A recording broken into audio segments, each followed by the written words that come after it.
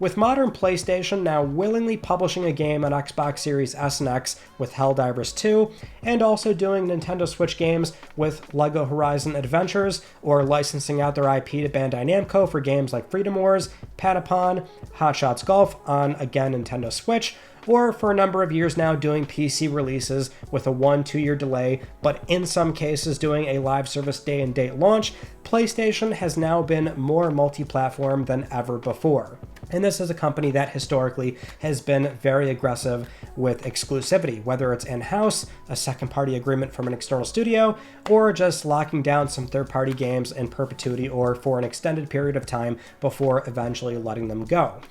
And what does that really mean now for the PlayStation business and also in a more broader sense, the console business and what it means to buy and own a console? Does it really make sense? This conversation has been happening a lot with even just PS5.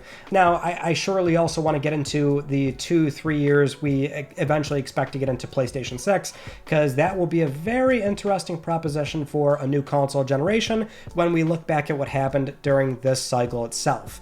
Now, I don't like, defaulting to, or rather referring to older videos, but it still holds true, which is this one I uploaded from a year ago, I think it was, but it was why PS5 is successful without true exclusives. Because in that video, the argument certainly was, and it's still true, and that there are very few PS5 exclusives that are only on the console, not PS4, not on PC, but the argument I made at the time, just to quickly recap it, is those games are exclusive enough. As in, for the most part, people, when this generation started, they still went out and bought PS5s in droves and bought the PS5 versions of those games. Doesn't matter if they were on PS4 or not. Doesn't matter if they were on PC or not, because I think it's really overstated how often there's this crossover of console versus PC. There are some people where they like the console and that is their thing. It doesn't matter if the game eventually goes to PC.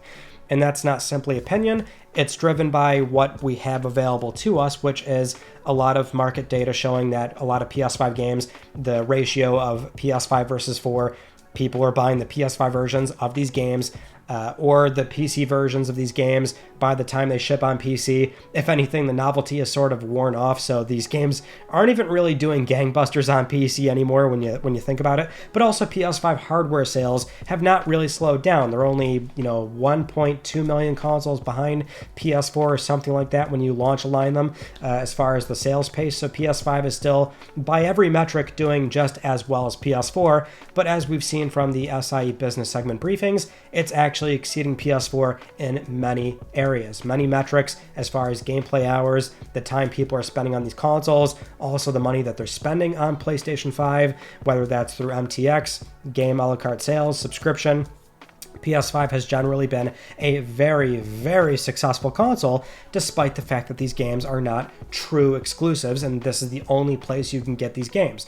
People still want to buy PlayStation 5s and then buy the PS5 versions of these games. Some might also make the argument of, well, this is what happened to Xbox.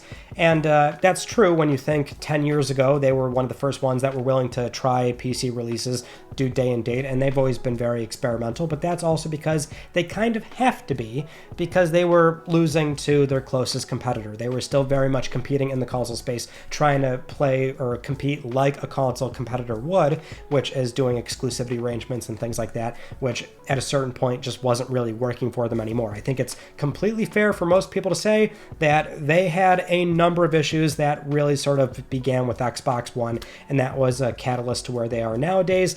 And that is also part of the conversation as we go into, let's say, the next cycle of consoles, which is if this next Xbox has this sort of, Windows software layer, which lets it launch Steam, GOG, the Epic Game Store, if there's, by proxy, some sort of way that PlayStation can't bar their games from being playable on this next Xbox, and that's just, speculation. We're sort of painting a timeline here that may or may not happen. But if that does happen, what does that mean for PlayStation 6? When you also consider what the console may or may not cost, there's so many ways to look at it, and that's sort of what I wanted to get into. But, not to speak in too many particulars, I still find that by the time PlayStation 6 does come out, I'm sure you'll have list wars where they try to discount all the games that PS6 will have, or the PS6 versions of these games. I mean, honestly, I'd be hard-pressed to see any sort of PS6 exclusive. Even if it is, let's say, PS6 and PC.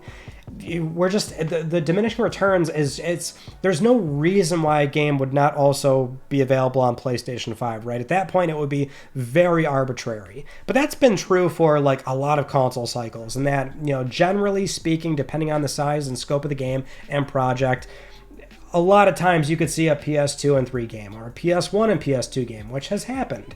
Obviously, those jumps were a lot more dramatic, so there are a lot of other circumstances where games do need PS2 only, do need PS3 only.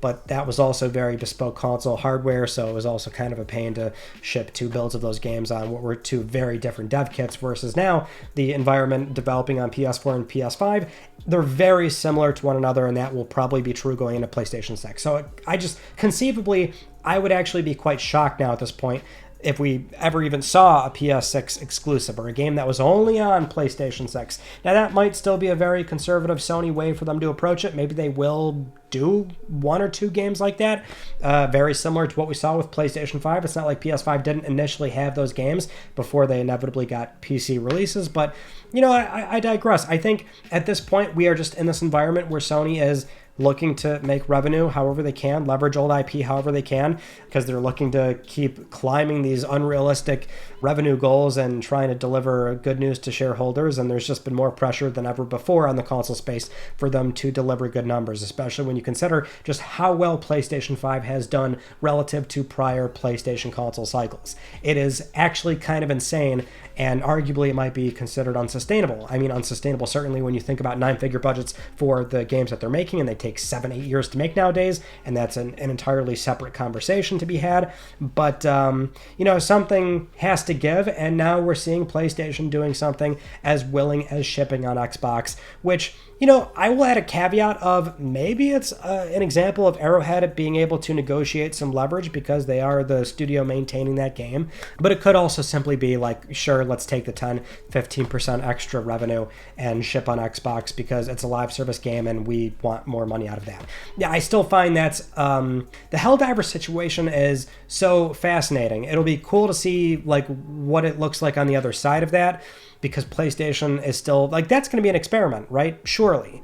But it's one that might pay off for them, and maybe we'll see that for other successful live service games. I see the Helldivers 2 thing, and I think, okay, Marvel Tokon is probably going to ship on Xbox at some point if it does end up blowing up and doing incredibly well. But PlayStation is still, for the most part, they have a very big prejudice towards Xbox. Even nowadays, they have still, throughout this entire console cycle, their form of exclusivity, if we're being honest, it's not so much true PS5 exclusives as we've just said. Their idea of exclusivity is not Xbox. That's the cutoff. It's not the green guy. And now they're sort of finally going over that hump, right? But I think that might be very circumstantial. Helldivers 2 is very much a game that they didn't think was going to be as successful as it was. And I think a byproduct of that is like the Xbox release. I don't think this was something that was on the cards unless the game was as successful as it was. So I'm not sure we're going to see this timeline where the next God of War and the next Horizon are shipping on Xbox. But, if this experiment pays off for them, where they see it doesn't impede on console sales, and thus far everything that they have done has not impeded on console sales, I find that they will always be in a good position if they can offer what a console is meant to offer, which is an affordable box, plug and play, and it's kind of a set it and forget it thing that, as far as price to performance goes, you get a lot of mileage out of the console space. A highly optimized UI, and as long as they can keep delivering that, I think, exclusivity is not entirely dead, and it certainly still has its benefits.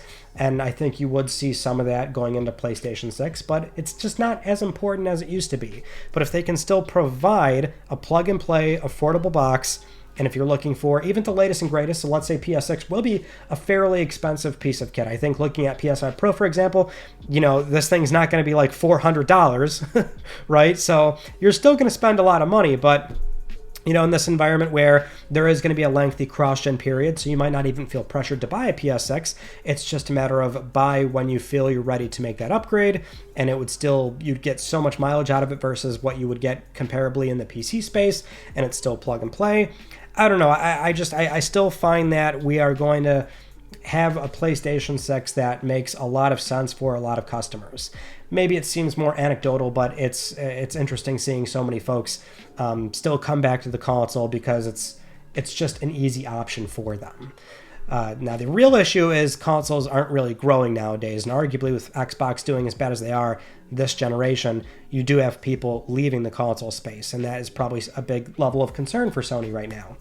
But I think it's really tough to sort of predict even just 3-4 years from now, right? So those are where my thoughts are. It's just such a simple TLDR of, as long as they make a console that's still a console, probably going to be okay, but I'd love to hear your thoughts as well. So anyway, thank you so much for watching this video and joining me in this conversation, and I will see you all in my next video.